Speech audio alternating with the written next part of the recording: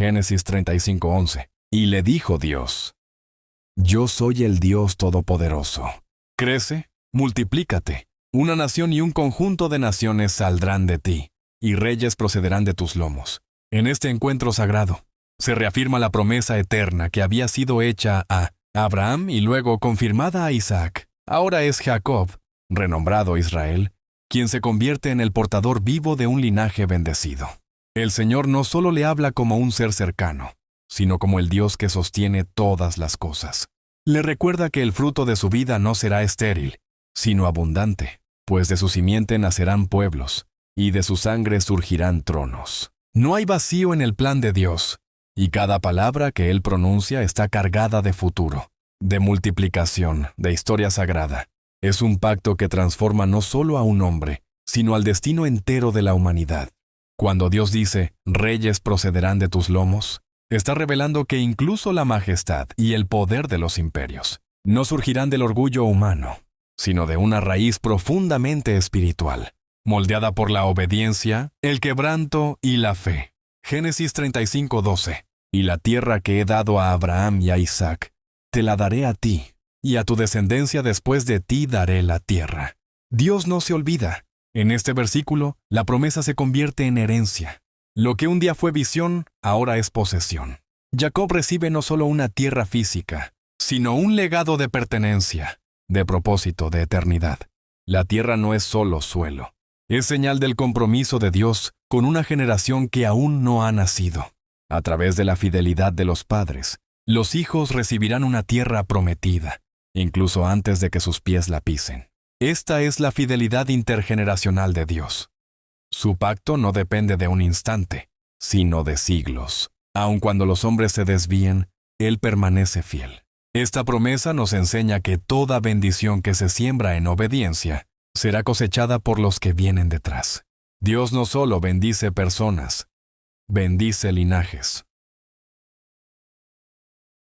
Génesis 35:13. Y se fue de él Dios del lugar donde había hablado con él. Este breve versículo, aunque conciso, encierra una profundidad conmovedora. Dios, habiendo sellado su promesa con Jacob, se aparta de él físicamente, pero no espiritualmente. El momento fue tan sagrado que no necesitó extenderse más. Dios habló, renovó el pacto, confirmó el nuevo nombre y luego se retiró. La partida de Dios no es abandono. Es señal de que su palabra ha sido suficiente y que ahora Jacob debe caminar en fe. La voz de Dios no siempre permanece, pero su efecto perdura. Cuando Dios se manifiesta, deja marcas invisibles que nos obligan a caminar en obediencia, aún en el silencio. El silencio de Dios, después de su revelación, es como el eco eterno de una promesa que ahora debe vivirse. Jacob no queda solo, queda comisionado.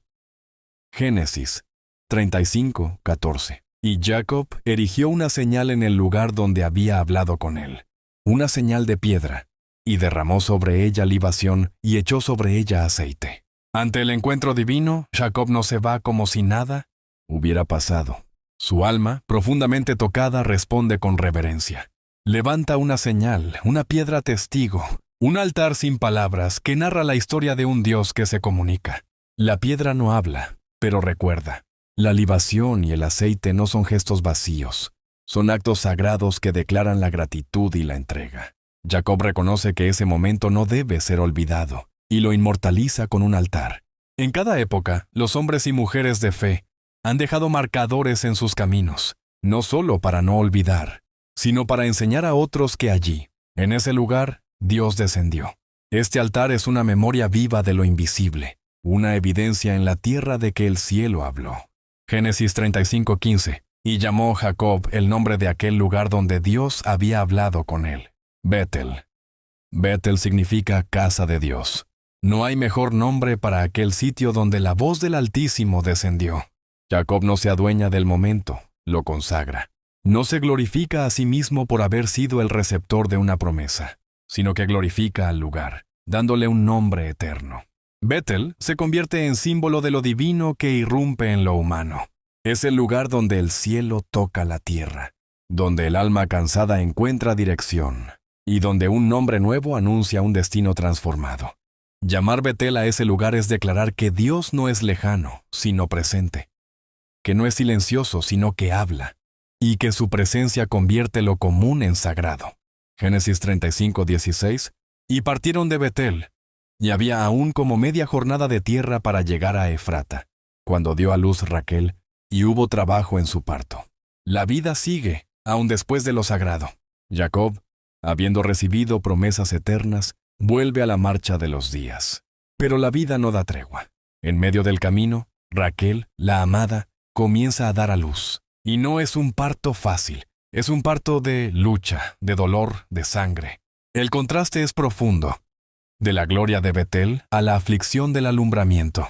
La tierra prometida no anula el dolor del camino.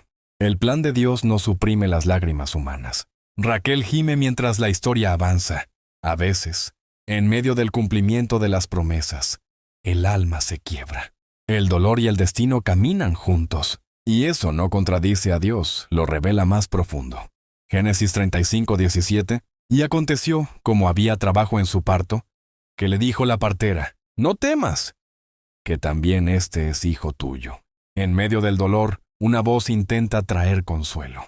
La partera, testigo del sufrimiento de Raquel, le ofrece una palabra de esperanza. La vida brota a pesar del riesgo. Aunque Raquel siente que su fuerza se agota, la promesa no se detiene. Otro hijo nace. La vida no se detiene ante el dolor. Esta escena, aunque marcada por la agonía, también está sellada por la continuidad de un linaje bendito. El dolor de Raquel es el precio de una generación que sigue. No todas las victorias son sin lágrimas. Algunas bendiciones nacen en medio de gemidos. Y aún así, Dios no abandona. Está presente en cada contracción, en cada suspiro, en cada esfuerzo por dar a luz. Génesis 35:18. Y aconteció que al salírsele el alma, pues murió, llamó su nombre Benoni, mas su padre lo llamó Benjamín. Este versículo es un susurro de eternidad envuelto en tragedia. Raquel muere dando vida. Al expirar, nombra a su hijo Benoni, que significa hijo de mi dolor. Es el último aliento de una madre que entrega su existencia para que otro viva. Pero Jacob, al recibir al niño, cambia el nombre a Benjamín, que significa hijo de mi diestra. Lo que para Raquel fue dolor, para Jacob será fuerza. En este gesto, Jacob no niega el sufrimiento, pero se niega a dejar que el dolor defina el destino. Hay un misterio profundo en renombrar lo que nace del quebranto. Jacob elige ver el futuro, no solo la herida. El nombre de un hijo puede ser carga o promesa. Y Jacob escoge promesa. Génesis 35:19. Así murió Raquel, y fue sepultada en el camino de Efrata, que es Belén. Raquel, la esposa amada, muere a mitad del camino. No llegó a Belén. La tierra de la promesa no la vio llegar viva, pero fue sepultada allí, como si su cuerpo abriera camino para lo que vendría. La muerte de Raquel no fue el final de su historia. En Belén, donde ella fue enterrada, nacería siglos después el Salvador del mundo. La tierra donde reposó su dolor sería cuna de esperanza. Dios no desperdicia ninguna lágrima, ningún entierro, ningún suspiro final. A veces, nuestras tumbas preparan el camino para redenciones que aún no vemos. La historia de Raquel no termina en la sepultura, sino que se extiende a través de generaciones. Dios escribe eternidades con lápidas. Génesis 35:20. Y levantó Jacob un pilar sobre su sepultura. Esta es la señal de la sepultura de Raquel hasta hoy. Jacob, en medio del duelo, no olvida. Levanta una señal, una memoria visible de una pérdida imborrable. Ese pilar no es solo piedra, es testimonio de amor, de luto y de historia. La tumba se convierte en altar, no para adorar la muerte, sino para recordar que incluso los que parten dejaron huella. El hecho de que la Escritura diga, hasta hoy, es una declaración de la permanencia del recuerdo. Las almas que amamos no mueren del todo mientras haya quien las recuerde. Raquel descansa, pero su nombre sigue vivo. El dolor de Jacob no se ahoga, se transforma en un monumento. Hay pérdidas que no se superan, se conmemoran.